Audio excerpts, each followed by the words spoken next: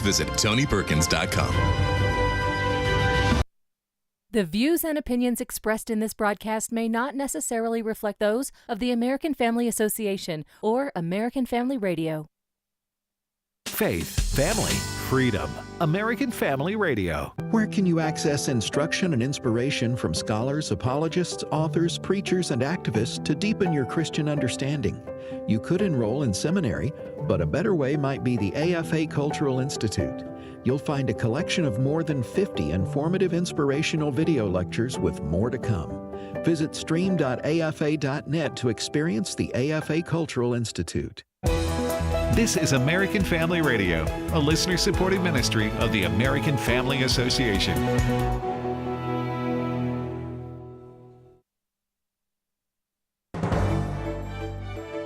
American Family News. I'm Robert Thornton.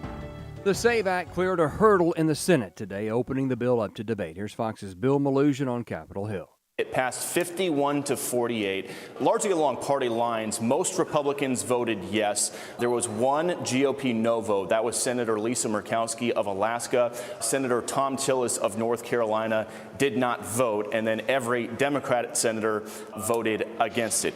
Senate Majority Leader John Thune says Democrats are being total hypocrites for opposing voter ID and calling it Jim Crow 2.0. He says they should look at their own track record. Even the Democrats who are complaining loudly about this required a photo ID to get into the Democrat National Convention. But Senate Democrats say this is all a waste of time because the Save America Act will never reach the 60-vote threshold it will need in the Senate, and Democrats will never support it. Republicans say the bill would stop non-citizens from voting in American elections, but Democrats believe those instances are rare, and the bill would suppress millions of Americans who lack access to some of the required documents. Canadian Foreign Minister Anita Anand said today that Canada was not consulted over the U.S.-Israel strikes on Iran and has no intention of participating in any offensive military operation. In a brief interview with the AP ahead of talks with the Turkish foreign minister, she stressed Canada's priority was the de-escalation of the conflict and the protection of civilians.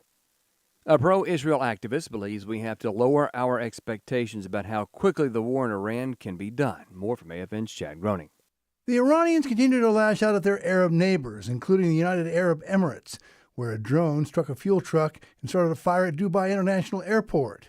Meanwhile, President Donald Trump says he has demanded about 7 countries send warships to keep the Strait of Hormuz open.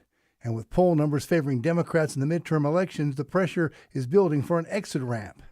Gary Bowers, chairman of the Campaign for Working Families, who served on the board of Christians United for Israel. I think we have to lower our expectations about how quickly this can be done. Historically, it has been very difficult to change a government without sending a massive land force into the country that you want to have a different government. And that's not going to happen. The president is not going to send in hundreds of thousands of troops into Iran. Bauer is not convinced that removing the current Ayatollah in Iran will be as successful an outcome as it was when we removed Nicolas Maduro from power in Venezuela. And the reason I'm not as confident is because of the religious factor in this battle. The Iranian government, the people running it, the key people in their military, they believe they are doing Allah's will. They believe they can bring the appearance back of the Mahdi, the 12th Imam, that will kill infidels, Christians and Jews. So Bauer thinks it's hard to assume that the Iranian leadership will react the same way previous enemies have. I'm Chad Groening. Cuba is experiencing a countrywide blackout. More from Fox's Jillian Turner. Cuba's national power grid has essentially collapsed now under the pressure of a U.S. oil embargo. It has prevented any shipments from reaching the country's shores since January 9th. As of now, the country remains in a virtual blackout. President Trump today saying he is seizing on the regime's moment of weakness and angling for regime change. Secretary of State Rubio says the whole point of the oil embargo is to get Miguel Diaz-Canel out. On Cuba's streets, it isn't just the lights that are out. Price spikes have followed as more businesses are relying on ground transportation alone, sparking large-scale protests across the country. The regime is limiting air travel and tourism while rationing gas, in addition to hospital services. The heat is building in the southwest. Some of the hottest days are expected Thursday through Sunday. Fox Weather's Stephen Morgan. Temperatures in Phoenix, we know, can get well into the triple digits, but not this time of year. It typically doesn't happen until early May. Las Vegas could reach 100 degrees later this week. That is all our time for this hour's news. You can see more news at afn.net. I'm Robert Thornton.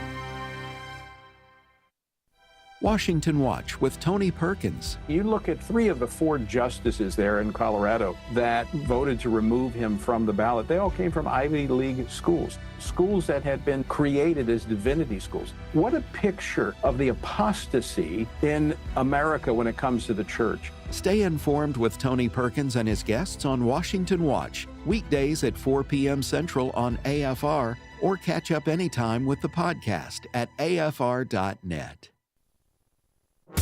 Darkness is not an affirmative force. It simply reoccupies the space vacated by the light.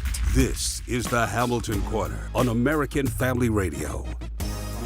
It should be uncomfortable for a believer to live as a hypocrite. Delivering people out of the bondage of mainstream media and the philosophies of this world. God has called you and me to be his ambassadors, even in this dark moment. Let's not miss our moment. And now, the Hamilton Corner. Good evening, everyone. Welcome to the Hamilton Corner here on American Family Radio. I'm your host, Abraham Hamilton III, joined by the corner contingent right across from me, a rather grumpy Mr. Bobby Rosa, who is asking me, well, Abe, if they can do that, why don't they do it? I gotta have more cowbell. Gotta have it. Gotta have it. And in the screening room, producer extraordinaire, often imitated, never duplicated, the real J Mac. Ladies and gentlemen, Mr. Jeff McIntosh, and we are ready to rock and roll with today's edition of the program. Did I give you the Bobby Rosa? I was trying to put my smiley face on. He's ungrumpifying, ladies and gentlemen, as we speak. Just like a bear comes out of hibernation. Mr. Rosa is ungrumpifying before my very eyes. At this very moment, many of you, if not most of you, are making your transition from your part-time jobs where you generate an income to your full-time jobs where you cultivate an outcome. And as you do so, I want to remind you to do so with intentionality, understanding the primacy that God places on family. There are lots of things happening. I mean, Joe Kent offered his resignation as the director for the Office of Counterterrorism today. The SAVE Act is on the floor in the Senate with the debate opening for the bill. And I'll kind of explain some of the technical details there as to what's going on there, how it works, how do you invoke cloture, and what's going on with that. But just to say it right out of the gate, the opening of debate on the legislation is not nearly the conclusion of the matter. And we'll get into that in a moment as well. And color me shocked, but did you all see the Qatari journalistic mouthpiece that is Al Jazeera? I don't know how many people know this, but they're funded by Qatar. They allowed an op-ed to be published in their publication supporting the U.S. operation in Iran. Didn't see that one coming. Did not see that one coming. And even took on the idea that, the popular narrative around this is one thing, but what I'm witnessing, and I'm in Doha, I'm witnessing a strategic dismantling of a threatening regime. Didn't have that on today's bingo card, But before we get into all of that, and those things are clearly important, they're not more important than what goes on in your home and in my home. They're not, guys. They're not. Much of what has befallen our country is a corresponding reality to what has been, in many instances, a failure for us to make disciples starting right in our own homes. And this is not a time to cry over spilled milk, so to speak. I can't tell you the number of people that I come across who tell me, Abe, I didn't realize I was supposed to be making disciples in my home. I didn't even realize that. Or he'll tell me, I never thought about what God required of me. I just did what was normal for us. And I get that. But the purpose of my admonition of the full-time job versus the part-time job is to reverse that trend. And I'm grateful that I get notes and things of people that are saying, man, Abe, I see it. I see it.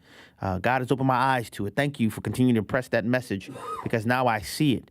I am grateful for that. But we must continue, guys, to press it so that every joint supplies. And if you stand back and you see the palpable, prevalent ignorance that's in our country, and I don't mean that as a pejorative, I mean people literally do not know. It should place fire on the stove to be about our Father's business in our day and our time.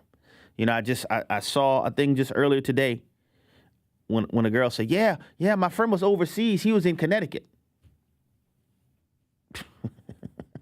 Overseas in Connecticut. That was a person speaking from the United States of America saying, yeah, my friend was overseas in Connecticut. I'm like, Connecticut? Overseas? But guys, that's what's happening. And I understand it. And whenever we're tempted to say, well, these young people don't know anything, don't forget, all of these young people come from somebody's homes. But if we would take it upon ourselves to respond to what God requires of us, each one of us, home by home, family by family, neighborhood by neighborhood, man, we could see the Lord turn the tide in our country. And as I said yesterday, and today we're going to talk quite a bit in a relationship to the conversation yesterday from James 4 about resisting the devil and he having no obligation but to flee as we anthistemy the devil, right? Instead of looking at the macro scale only, man, let's live locally. I may not be able to go to every state in the union, but I can start in my home. I can batten down the hatches at home. I can be faithful where I am. I can bloom where I'm planted. We all can bloom where we are planted. In fact, we must bloom where we're planted. To the Word of God we go. Psalm 28. Psalm 28 is where we're going to begin. If you are in the place where you're not driving, don't do this if you're driving, but if you're not driving, if you're taking notes, you may want to write down a cross-reference because the corresponding cross-reference to Psalm 28 is 2 Samuel chapter 15. And what do we have in 2 Samuel chapter 15? This is when Absalom's conspiracy comes to fruition and David ends up having to flee for his life. And Psalm 28 is written as David is fleeing from Absalom. All right. And that context is important because it will underscore what is being said in this psalm that David has penned, which is actually a prayer to Yahweh. And in Psalm 28, verses 7 and 8, David says this: "The Lord is my strength and my shield. In him my heart trusts, and I am helped, and my heart exults. And with my song I give thanks to him. The Lord is the strength of his people. He is the saving refuge of his anointed." I'm bringing that to your attention, guys, because the life of a Christ follower is one that inevitably requires us to rely upon the Lord's strength. Following Messiah is not a life lived on flowery beds of ease. There will be, not maybe, there will be various times and seasons where we are required to do hard things, to do things that are exceedingly challenging and difficult. The thing that we must become fully persuaded of is God summons us to these moments not to rely upon our own strength. As we alluded to yesterday, that we wrestle not merely against flesh and blood. God told us that. Ephesians chapter 6, the Lord told us that we don't wrestle merely against flesh and blood. So if we recognize that, why will we try to engage merely with flesh and blood? The Lord's strength is a necessary tool. And God knows us so well, we have the articulation in Acts chapter 1. that the maximum efficacy of being indwelled by the Spirit of God is so that we can function as God calls us to. That we're not filled with God's Spirit so we can sit around and pontificate about being filled with the Spirit. We're filled with God's Spirit to enable us to obey what God calls us to execute what God calls us to. So developing the muscle memory, if you will, the life habit, if you will, of relying upon, drawing upon, utilizing the Lord's strength is foundationally necessary for every single believer. One of the things that it has to include is our ability to discern. And I'm going to get to this a little bit more in this next segment, but a lot of things that's happening, with these podcasters doing their keyboard warrioring and calling each other names and doing all this kind of stuff, that you get these same jokers in person, man, they wouldn't bust a grape in a fruit fight. But behind the keyboard, oh man, they talking like they're Hercules, the Incredible Hulk, and Samson all wrapped up in one. And what you don't realize is that there is a rock thrower. Remember we talked about old Jonadab? Old Jonadab is behind the scenes when the whole Amnon Tamar phenomenon occurred. Go back and read that account. Jonadab is the one who gave Amnon the wicked scheme that resulted in rape. Then Jonadab was on the other side agitating for the rape to end up in murder, to where Amnon is then murdered. Jonadab throwing the rock and hiding his hand. And in this instance, I'm using Jonadab as a stand-in for the devil. I said yesterday, the momentum that the Lord was moving our nation toward as the gospel was proclaimed to one of the largest audiences in the history of the world at Charlie Kirk's funeral. And immediately after that, you have all of this bickering and this partisan, all this kind of stuff. And even a lot of Christians getting wrapped up in it. Saying, man, zoom out. Zoom out. And what's not being witnessed is that the gospel imperative is being submerged by all of this bickering. And the effort is meant to demoralize the robust Christian witness and to get people who may be inclined to utilize the biblical worldview as it pertains to civic engagement to get them to throw in the towel. See, all this is lost. That's not what God would have us to do. But the strength of the Lord is required to develop the type of discernment that we need to be able to tune out what needs to be tuned out. In the United States of America, we have the First Amendment. The freedom of speech is a blessing that God has allowed us to have. That is an intrinsic, inalienable right, I would articulate, that government exists to protect. And through the exchange of ideas, we have the capacity to have the bad ideas fall by the wayside and the cream of the crop ideas come to the top. But it's not an occasion. It's not an occasion to be demoralized and to be intimidated away from standing flat-footed, 10 toes down in commitment to the gospel and proclaiming the gospel and making disciples and having the real-time external application of our biblical worldview to the freedom that we get to enjoy and participating in civic engagement. But you let these keyboard warriors and talking heads cause you to look sideways at your neighbor and make assumptions and not even engage. No, brothers and sisters, the Lord is our strength. The Lord is our strength. The Lord is our shield. In him, our hearts trust. And as a result, we are enabled. In light of that, my heart exults. One of the things we can use to check ourselves as to what's going on. Have we found anything to express gratitude and worship the Lord for today? Or have we been so bogged down with the news of the day and the political bickering and all this other kind of stuff, you haven't stopped to think, wait a minute, I haven't even expressed any gratitude. I haven't found anything to express thanksgiving for. even in the midst of the Babylonian exile. This is where we get our hymn, Great is Thy Faithfulness, from the book of Lamentations. Jeremiah, in the midst of the things he prophesied that would happen. And then he's witnessing them happening, and the carnage is unfolding around him, but then he's able to stand and say, great is your faithfulness. Guys, it's high time for the body of Christ to be the body of Christ. You've heard me say it before. The idea of us going to church really is a misnomer. We're not supposed to go to something we're supposed to be. We are called to be the church.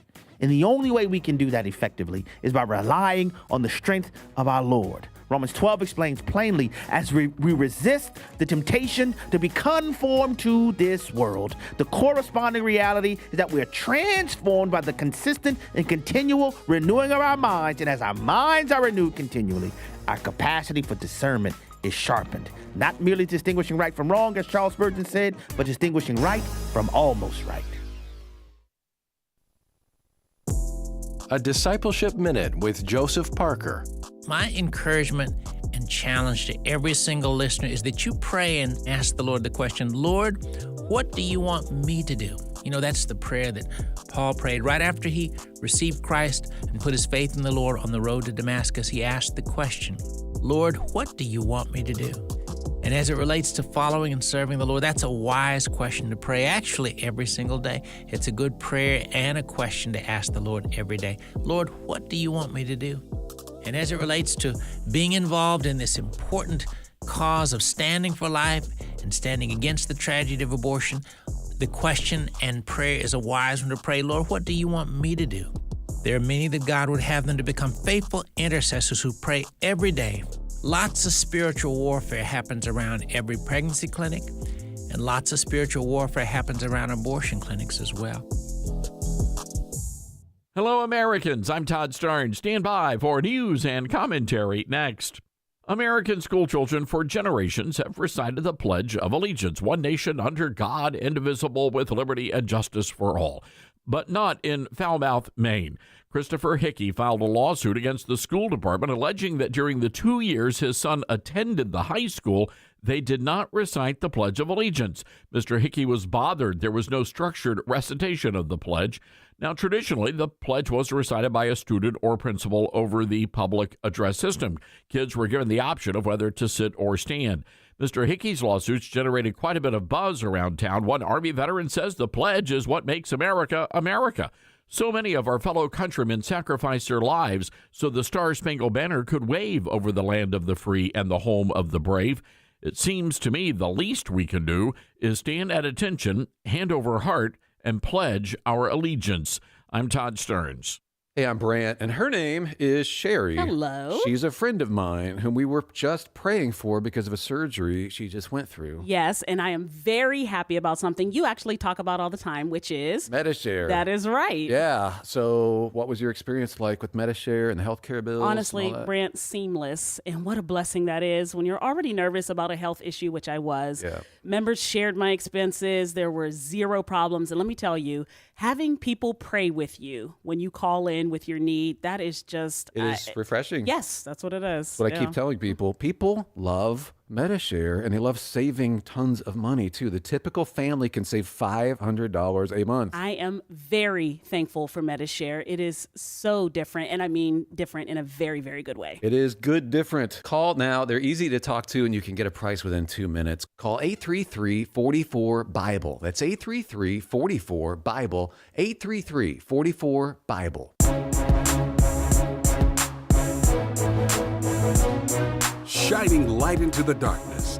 This is the Hamilton Corner on American Family Radio.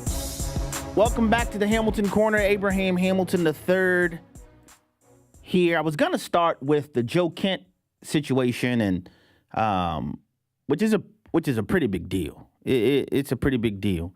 But before I want to get there, I want to talk a little bit about the SAVE Act, and more specifically the procedural realities that's happening. Because if you'll recall, at first, Senator John Thune was not too enthused. See what I did there? Yeah, he wasn't enthused to bring the Save America Act to the floor, which the House of Representatives have now voted on at least 3 times to pass. Each time the measure has died in the Senate.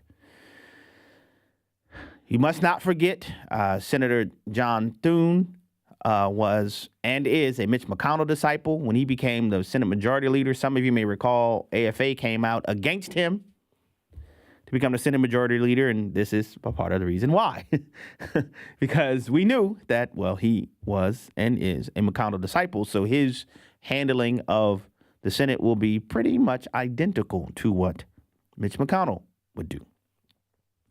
But in spite of Thune's initial response to it, thanks to listeners like you contacting your senators, and I'm going to tell you now, I'm going to ask you to contact them again, because though people might say the numbers don't look good, you have all this kind of stuff, I'm going to just say what I've said before. If you have Republican majorities, I understand they're very slim in the House of Representatives, but remember the SAVE Act passed the House 3 times, at least 3 times now. The holdup has been in the Senate, and you have a 53-47 majority in the Senate. Now, 53 is not a filibuster-proof 61 votes, or 60 votes, I should say, in the Senate, but it is a 53-47 majority. All right? A 53-47 majority is enough to change Senate rules as needed. I've previously gone with you guys through the history of the filibuster, how every time it's been changed with a simple majority of Democrat senators when they did not have a filibuster-proof majority. The way we got to the 60 threshold number is because the Democrats changed it. Because previously the threshold was 2/3, 66 votes. But the Democrats didn't have 66 votes at the time, so they changed the threshold to 60 votes.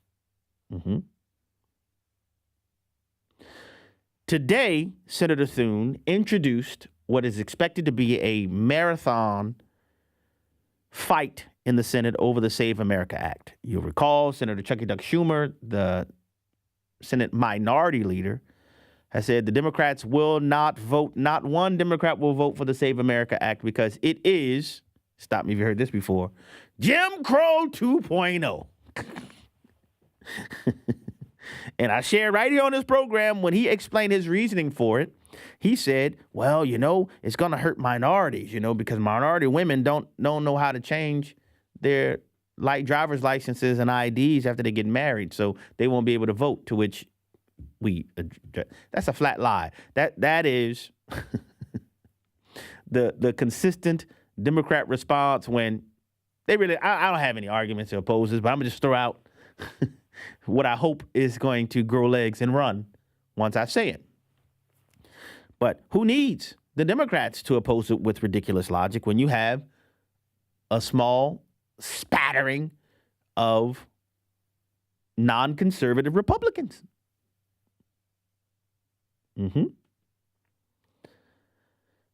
So I want to explain some of the technical realities. So the opening of debate on the measure is a routine thing. Senator Thune led that today.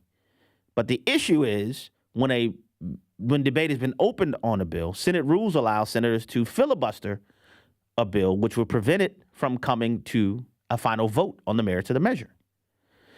The termination of debate after debates have all taken place, the termination of debates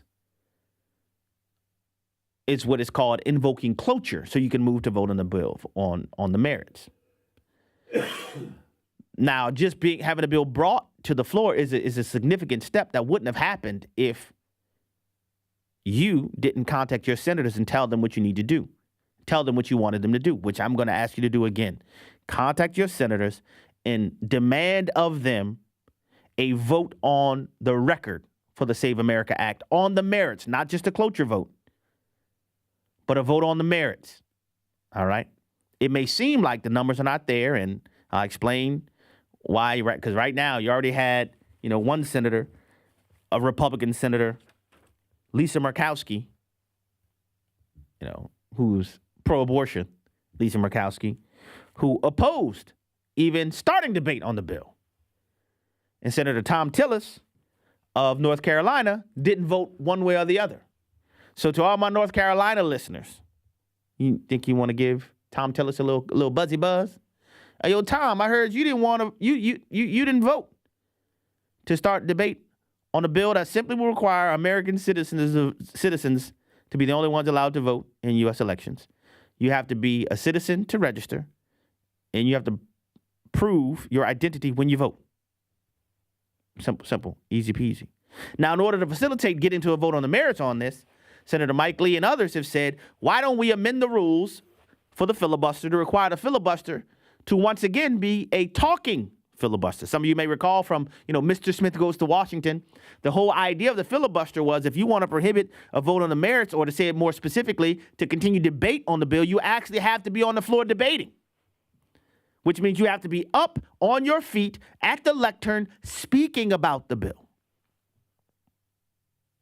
Because as it stands right now, the senators could just send a little notey note, say, by the way, I filibustered this bill, and then they can go wherever. And you never get to vote on the bill on the merits.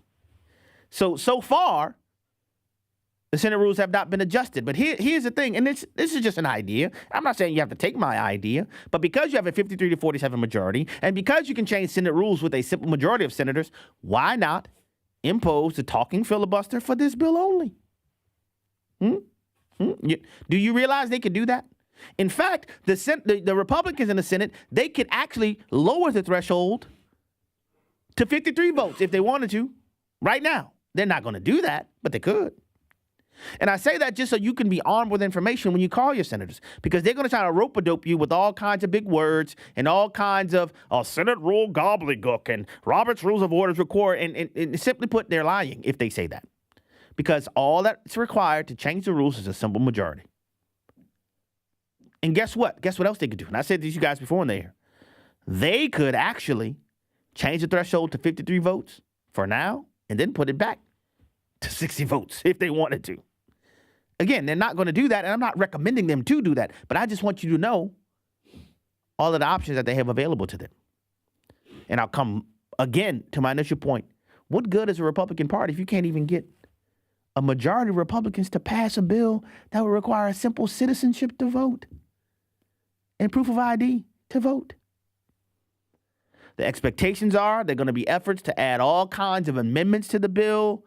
They're going to try to do some other things to the bill. And when you contact your senators, you just tell them very plainly, man, I'm interested in U.S. citizens alone being allowed to vote and ID being required when people vote in American federal elections, period. That's all it is. We don't need to add all of this stuff to the bill. We just need to pass a measure to protect American citizens' franchise to vote from the scores of illegal aliens who have been allowed into our country. That's it. Shouldn't be that hard. We ran the numbers for you before. 76% of Democrat voters support this.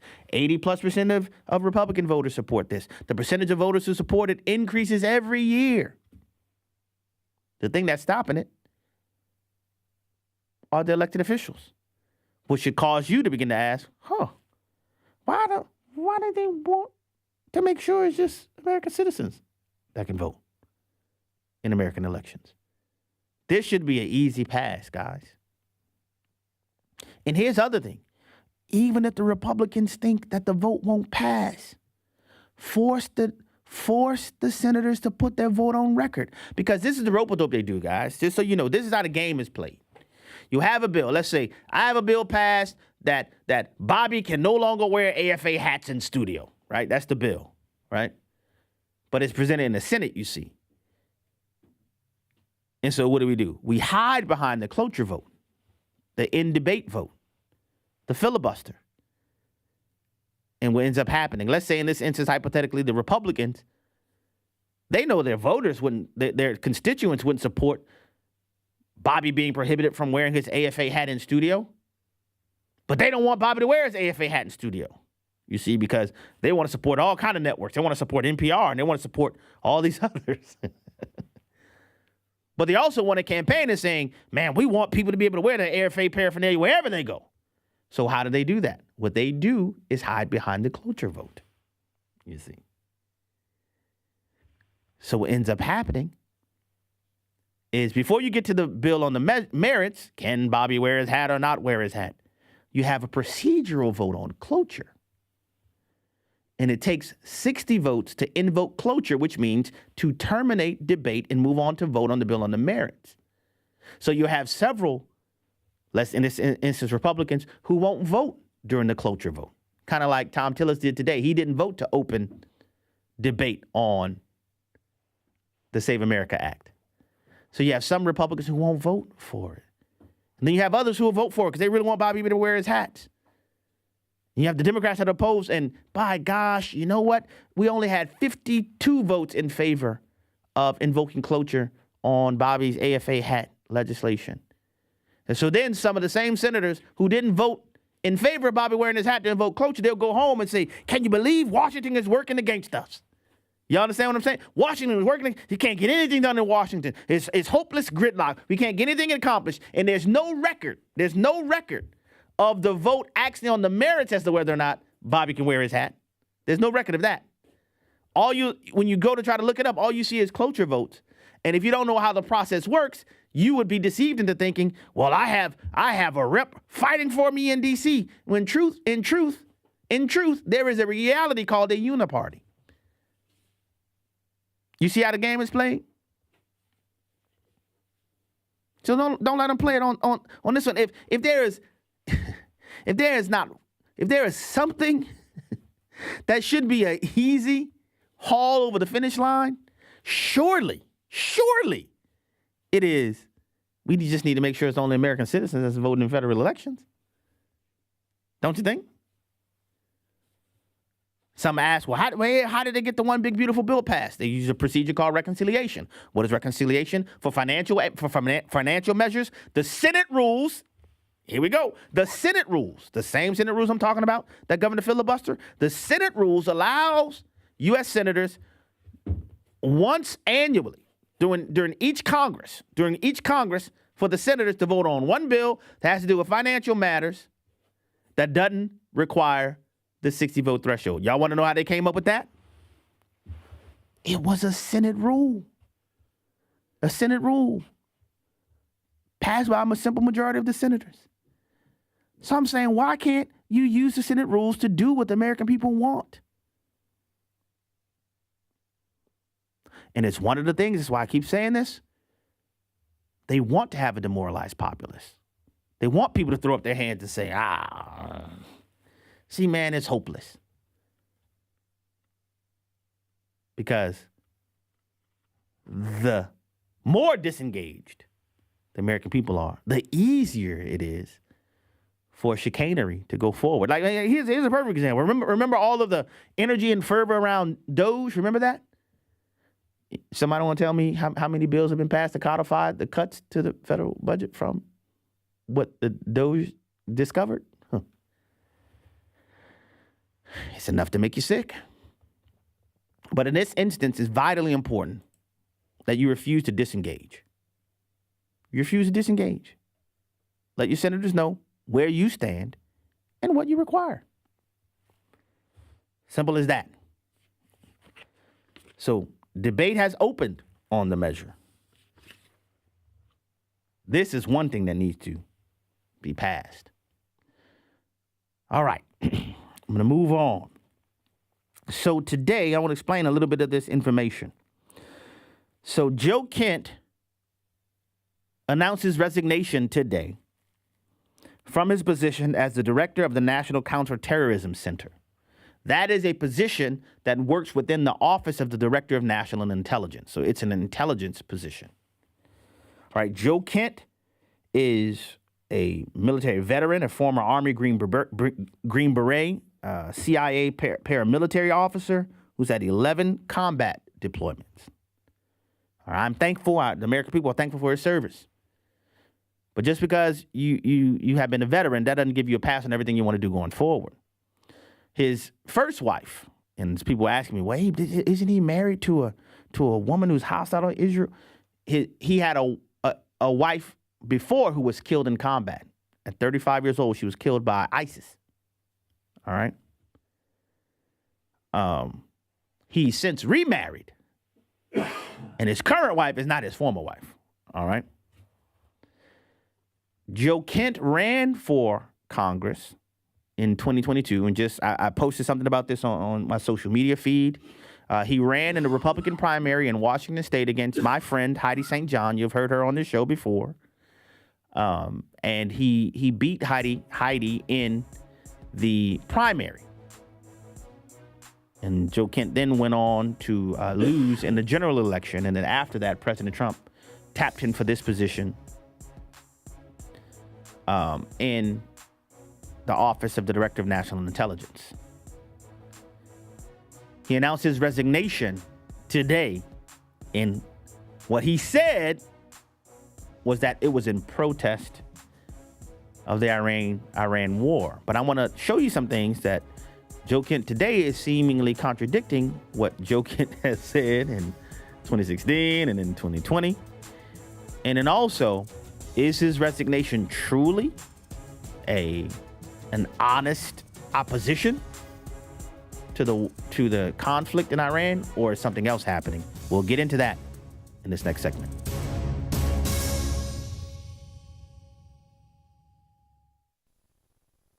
AFA Stream is a resource for life-changing instruction and information, a source of wholesome entertainment and relaxation, plus access to some of your favorite AFA shows. You can watch a lot of content for free, or you can become a Great Commission partner. Then you'll not only open the door to everything AFA Stream has to offer, you'll get benefits like a subscription to The Stand and some really nice exclusives. Why not get started today? It's easy. Visit stream.afa.net. Sharing the message of Christ can be difficult. On the next Focus on the Family, Greg Kokel offers specific ways to address questions and concerns from friends, family, and the culture about your faith. You'll learn how to speak truth in a winsome way while you point people to Jesus. Next time on Focus on the Family with Jim Daly. Focus on the Family is heard each weekday morning at 5 o'clock Central on American Family Radio. Anti-Israel. This is David Wheaton, host of The Christian Worldview. Hostility toward the Jews and Israel has infected many in the West. The political and theological left are characterized by it, but the right is succumbing as well. Notable influencers like Tucker Carlson, Candace Owens, and Nick Fuentes, along with some pastors, deride Israel, asserting the modern-day people in Israel aren't Jews. The Jews control America, and the U.S. does Israel's bidding, and Israel is a genocidal oppressor. Even if there were truth to these defamations, it still wouldn't nullify God's unbreakable promise in Scripture. God has not rejected His people, has He? May it never be. Hear a most recent program on this topic at thechristianworldview.org, and then tune in this weekend for part 2. Listen to The Christian Worldview with David Wheaton, Saturday mornings at 8 Central on American Family Radio. What's your AFR story? Have we played quietly in the background during your walk with the Lord? Or maybe we've been out front and instrumental in leading you in the way. It has inspired me. Jesus has used it as a growing tool in my faith. Call 877-876-8893 and tell us your AFR story. It's overwhelming to even think of all the things that you provide that have helped me over the years. I just thank the Lord for you, because you have changed my life and made me stronger. Your story can encourage someone else, and it's a success story for this ministry. The number again is 877-876-8893. Keep your story to a minute or two, and you might hear yourself on the air during our next share-a-thon. And I'm so thankful for the love that you have of Israel. I appreciate that too. Thank you for listening to American Family Radio. Every day, AFA offers biblical insight on issues that others aren't willing to touch, in the hopes that you'll become a world changer. That's why we're offering an in-depth worldview training course called Activate. 13 different professors teaching 18 sessions, all available online, including a printed workbook to help you apply what you've learned, and 1-year access to AFA streaming content to give you even more resources. Find out more about Activate and sign up today at activate.afa.net. The Hamilton Quarter podcast and 1-minute commentaries are available at afr.net. Back to the Hamilton Quarter on American Family Radio. Welcome back to the Hamilton Corner. Abraham Hamilton III here. As I shared Heidi St. John's post on my Book of Faces feed for the Hamilton Corner. She explains that, and this probably will help you process Joe Kent's resignation letter that he published, that he posted publicly on X. That apparently Joe Kent is friends with Tucker Carlson. So that might aid you. Heidi shared that in her primary campaign against Joe Kent, Tucker Carlson would have Joe Kent on the air all the time. And when her campaign reached out for equal time, Tucker Carlson refused to have her on anytime at all. Did not allow her on at all. And so because he had an internet streaming show, and the internet is not governed by FCC regulations, that he had no obligation to allow Heidi St. John onto his show, though he had Joe Kent on over and over and over and over again. Kind of like when CBS and, Colbert wanted to have James Tallarico on, but did not want to have Jasmine Crockett on. What did he do? He refused to air the show on the television network and did put it where? YouTube. On the internet, on YouTube. All right. Get into a little bit of his letter. So in his letter, Joe Kent says the reason for his resignation was let me go back to the beginning. I'm not going to read the whole letter because it's a long letter. But he included in his letter, quote, "I cannot in good conscience support the ongoing war in Iran. Iran posed no imminent threat to our nation. And it's clear that we started this war due to pressure from Israel and its powerful American lobby."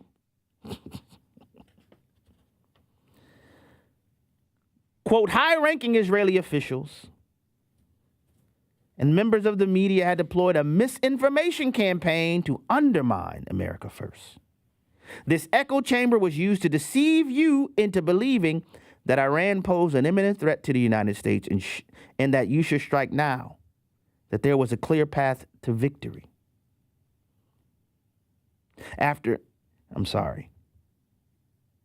So effective immediately, he's resigning. Simply put, he's saying that Iran wasn't an imminent threat. You, President Trump, you're just a rube. You got played, man. You were just a tool to do Israel's bidding." That's what he said. Kind of just like this current fancy, the Jews. You see, the Jews are secretly running the world. This is what he's saying. Guys, I just want to zoom out for a bit. Again, discernment. It's kind of interesting how all of a sudden, all of these voices. Previously, anti-Semitism was a thing on the left, but now you see it happening on the right. And like I said before, I really believe that it's a demonic effort to cause a demoralization to take place. Now, this is America. If you have criticisms about the state of Israel, that's fine. You can talk about that. But to say things like to delegitimize a homeland for the Jewish people, what is that all about? What is that all about? It's remarkable how this is unfolding. But Joe Kent today doesn't sound like Joe Kent from just 2 minutes ago. If you will, Mr. McIntosh, would you put up just a little bit of Mr. Joe Kent's history? Because he's sounding a lot different now than the way he sounded before.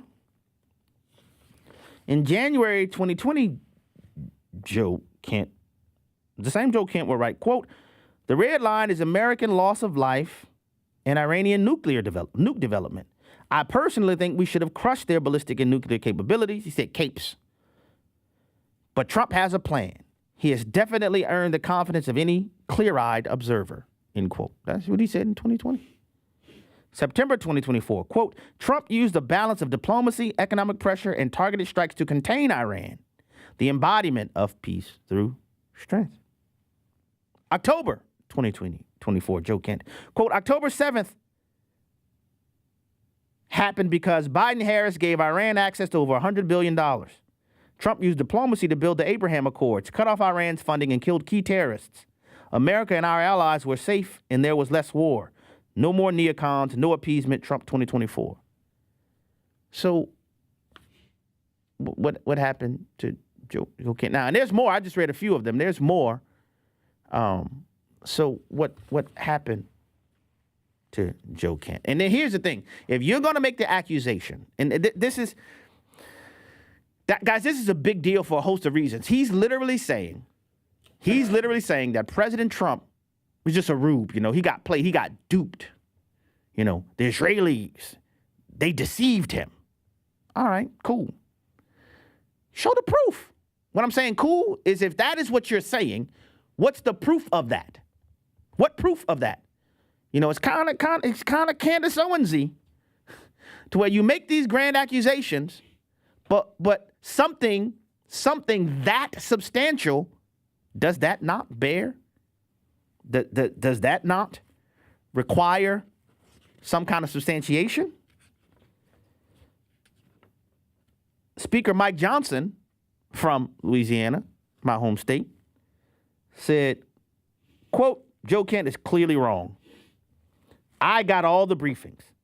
We all understood there was clearly an imminent threat, that Iran was very close to the enrichment of nuclear capability, and they were building missiles at a place that no one in the region could keep up with, end quote.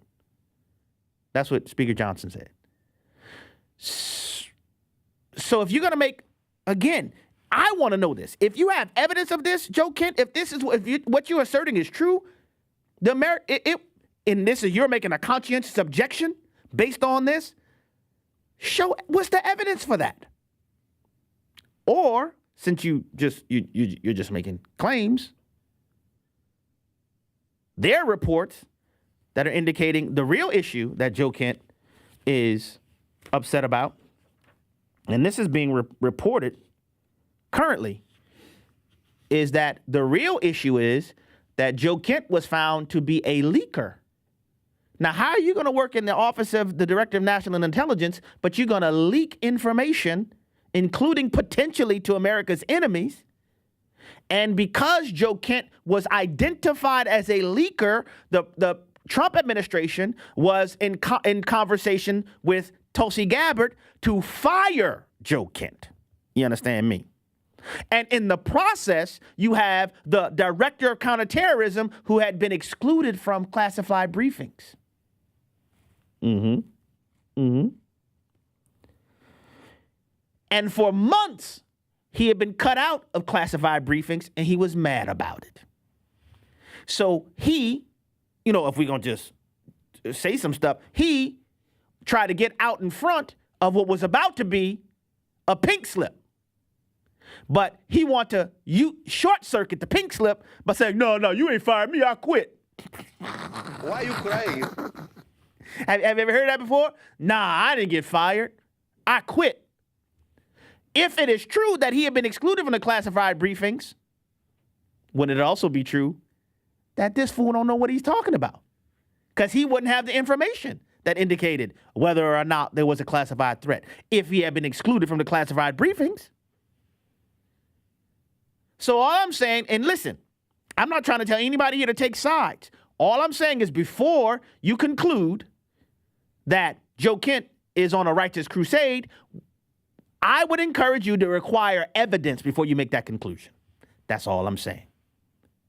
And if he has evidence that the president has been deceived, put it on the table, my man.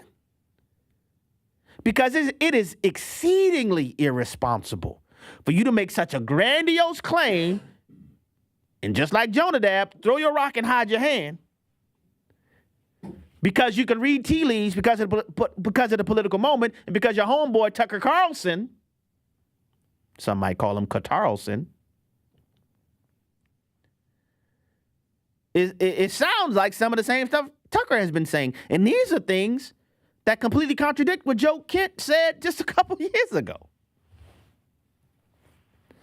I'll tell you this, and I've shared this, my friend Heidi St. John ran against Joe Kent in the primary because she believed that Joe Kent was not a constitutionalist. And she felt that her state required true, clear, godly constitutional representation. But she didn't want to kick up a fuss about it because she felt like Joe Kent was better than a Democrat candidate who was running in a general election. So she decided not to attack Joe Kent once they got to the general election. That's what she told me herself. But she tried to warn President Trump about Joe Kent before President Trump ever nominated him to this position.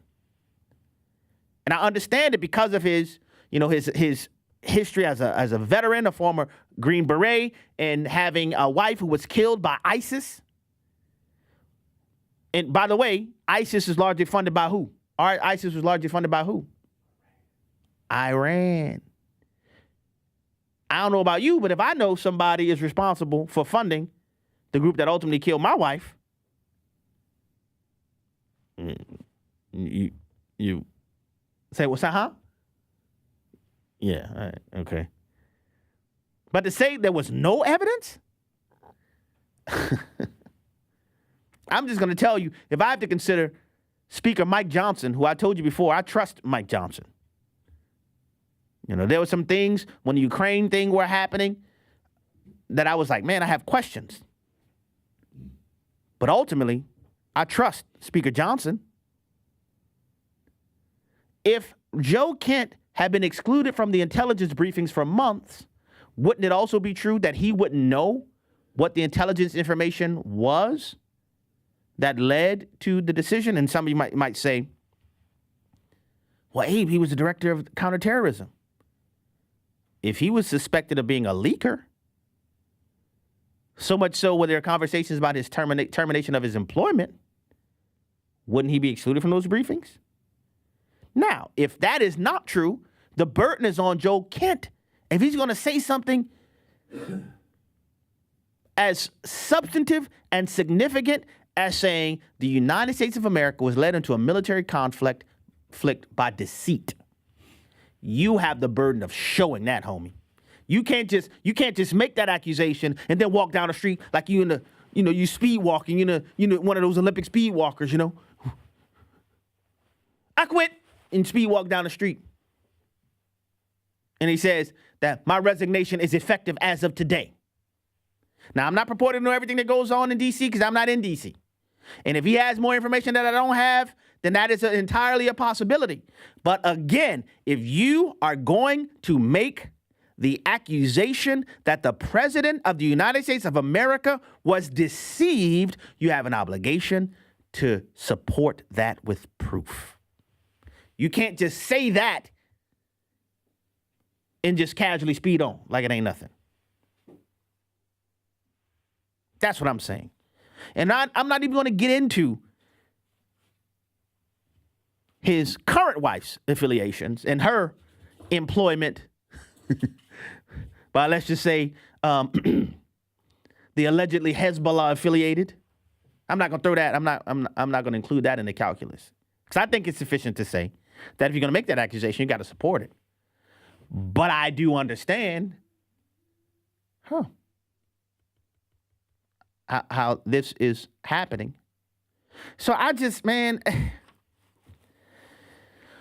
as I said in the very beginning of the program, I believe much of this that is happening, the keyboard warriors that are throwing mud at each other online, and you know, it's similar to the whole Candace Owens thing. If you notice, I haven't spent a lot of time on her because I don't want to waste time on her. But she makes this accusation and keeps saying, I'm going to show you this, I'm going to show you this, I'm going to show you this. And when it's, well, where's the proof? She moves on to another topic.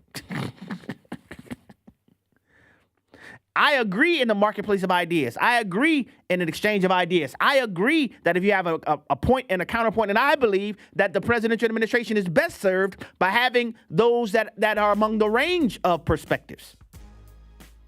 I think it's good to have people that are very hesitant, very reluctant to be willing to consent to kinetic military action. And you have those who have a divergent opinion. I want our president to have advice from all the best counselors. But if you're going to make the accusation that he was just deceived, you got to support that. You can't throw that out just like it's an armchair opinion. You have to support that, man. And before anybody would embrace what Joe Kent is saying, I think it's responsible say, that's what you're saying, Joe? What is the evidence that actually happened? What's the evidence that actually happened? And if you don't have any evidence,